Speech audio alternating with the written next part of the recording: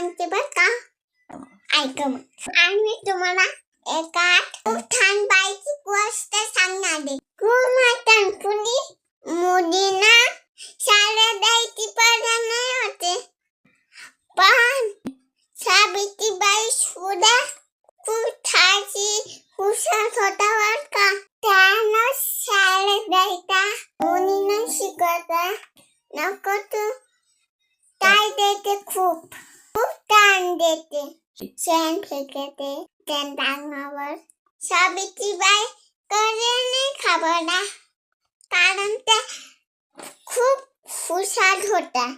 ठाईस होता. त्यांनी मुलींचा पहिली शाळा सुरू केली. सावित्रीबाई पुढे नेहमी म्हणत शिक्षण हेच बळ आहे. तुम्ही पण शिका बर का. मी पण शिकतान. आज आपण शिकू शकतो.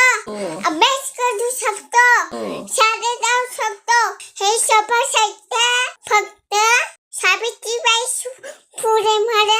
मित्रांनो आपण नेहमी शिकायला हवं.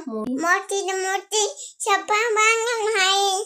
तुम्ही शिकताना मग सावित्रीबाई खूप खुश होती.